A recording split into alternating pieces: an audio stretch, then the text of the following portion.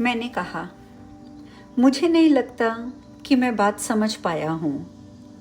ईश्वर बोले, चलो हम फिर से शुरू करते हैं। आत्मा, तुम्हारी आत्मा, वह सदैव ही ये सब जानती है जो कि जानने के योग्य है।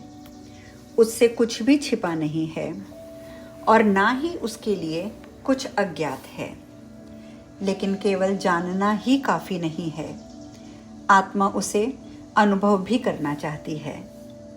जैसे भले ही तुम स्वयं को उदार मानते हो, लेकिन जब तुम कुछ ऐसा नहीं करते जो कि तुम्हारी उदारता को दर्शाता हो, तब तक तुम केवल एक धारणा ही पाले हुए होते हो कि तुम उदार हो। भले ही तुम स्वयं को दयालु मानते हो, लेकिन जब तक तुम किसी के प्रति दया नहीं करते, तब तक तुम अपने बारे में केवल और केवल एक धारणा ही पाले हुए होते हो कि तुम दयालु हो। तुम्हारी आत्मा की यह एकमात्र इच्छा रहती है कि वह अपनी सर्वोत्तम धारणा को अपने महानतम अनुभव में बदल दे। धारणा जब अनुभव तक नहीं बन जाती, तब तक जो कुछ भी है वह दूर की एक कल्पना मात्र ही रहता है। मैं अपने बारे में एक लंबे समय से कल्पना करता आया हूँ, इतने लंबे समय से कि तुम और मैं मिलकर भी याद नहीं रख सकते। उससे भी लंबे समय से जितना कि ये ब्रह्मांड इस ब्रह्मांड की आयु बताता है। तो देखो कि स्वयं को अनुभव करने में मैं कितना अल्पायु हूँ। मैंने पुनः प्रश्न किया। आपने मुझे फिर उलझा दिया है। आपको स्वयं का अनुभव करना है, वो कैसे? ईश्वर बोले, हाँ, आओ मैं तुम्हें बताता हूँ। आरंभ में जो था बस वही था और कुछ नहीं था, लेकिन जो था वह स्वयं को नहीं जा पा रहे थे, क्योंकि जो था बस वही था और कुछ नहीं था। और इसीलिए जो था जैसा था ही नहीं, क्योंकि कुछ और के बिना जो है वो होता ही नहीं है। यही है, नहीं है, यह ऐसा महान विषय है जिसकी चर्चा रहस्यवादी लोग तभी से करते आ रहे हैं जब से इस समय का आरंभ हुआ है। तो जो था वह तो जानता था कि वहाँ केवल वही था, लेकिन इतना ही जानना काफ़ी नहीं था, क्योंकि ऐसे में वह अपनी विशालता को एक धारणा के रूप में तो जान सकता था, किंतु अनुभव रूप में नहीं। स्वयं का अनुभव ही एक ऐसी बात थी जो कि वह चाहता था, क्योंकि वह जानना चाहता था कि इतना विशाल होना लगता कैसा है। तब भी ये जान पाना असंभव था, क्योंकि ये विशाल शब्द तो सापेक्ष शब्द है। जो था तब तक यह नहीं जाना जा सकता था कि विशाल होना लगता कैसा है, जब तक कि जो होना नहीं था वह प्रकट नहीं हो जाता। जो नहीं है कि अनुपस्थिति में जो होता है ही नहीं है। क्या तुम इस बात को समझ रहे हो? मैंने कहा, लगता तो है थोड़ा थोड़ा, पर आप आगे बताइए। ईश्वर बोले, ठीक है। एक बात जो था, जानता था, वह ये थी कि वहाँ कुछ और नहीं था, और इसलिए खुद से बाहर के किसी अवलोकन के बिना वह खुद को ना तो कभी जान सका था, ना ही जान सकता था। ऐसा कोई बिंदु था ही नहीं, केवल एक ही अवलोकन बिंदु का अस्तित्व था, और वह था उसके भीतर वाला एकमात्र स्थान। फिर भी जो था कि स्वरूप में सर्वस्वरूप ने स्वयं को अनुभव करके जानने का रास्ता चुना।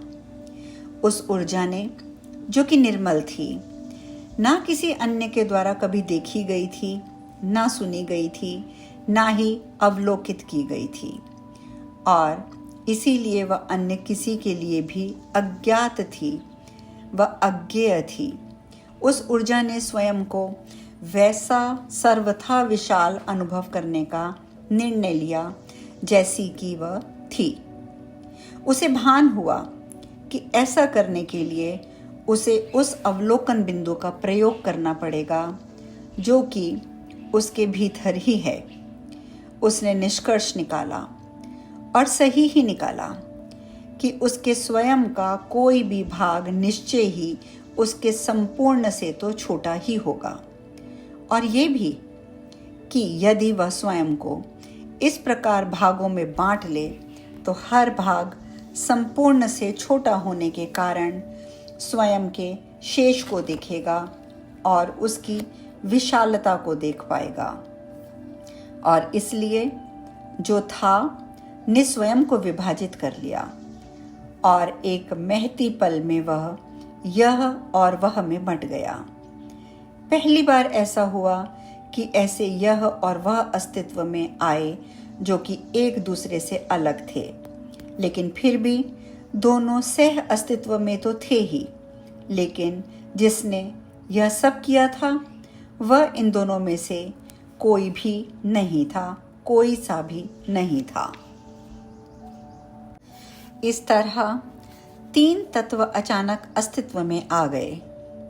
वह जो कि यहाँ था, वह जो कि वहाँ था, और वह जो न यहाँ था न वहाँ था, लेकिन जिसके अस्तित्व का होना यहाँ और वहाँ के अस्तित्व के लिए नितांत आवश्यक था।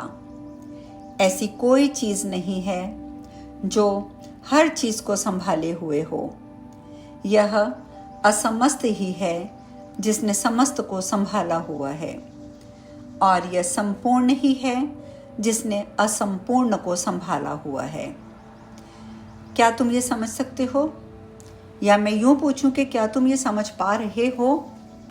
मैंने कहा, मुझे लगता है कि मैं समझ पा रहा हूं। वाकई, आप माने या ना माने, लेकिन आपने इतना विशद वर्णन किया है कि मुझे लग रहा है कि मैं वाकई ही समझ रहा हूं। यह सुनकर ईश्वर बोले, तो मैं आगे बढ़ता हूं।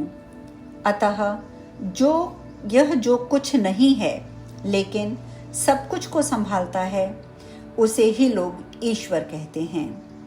लेकिन यह बात भी पूरी तरह से सही नहीं है, क्योंकि इससे लगता है कि ऐसा भी कुछ है जो कि ईश्वर नहीं है, जैसे वह सब कुछ जो कुछ नहीं है। लेकिन मैं सर्वस्व हूँ, जो दृश्य है वह भी, जो अदृश्य है वह भी। इसलिए ईश्वर की ये परिभाषा कि वह महान अदृश्य है, वह शून्य या मध्य आकाश है, या वह है जिसे पूरब वालों के ने जिसे गोहे कहा है, वह परिभाषा परिश्रम वालों की इस व्यावहारिक परिभाषा के समक्ष सटीक नहीं बैठती है। जो कुछ दृश्य हैं वह ईश्वर ही है, बल्कि जो ये मानते हैं कि जो कुछ है और जो कुछ नहीं है वह ईश्वर है, उनकी समझ यही है और उनकी समझ सही है। तो जो यहाँ है और जो वहाँ है, उसे रचने से ईश्वर ने ये संभव कर लिया है कि वह स्वयं को जान सके। अंदर से होने वाले महाविस्फोट के समय ईश्वर ने सापेक्षता की रचना की। यह वह महानतम उपहार था जो ईश्वर ने स्वयं को अभी तक दिया है।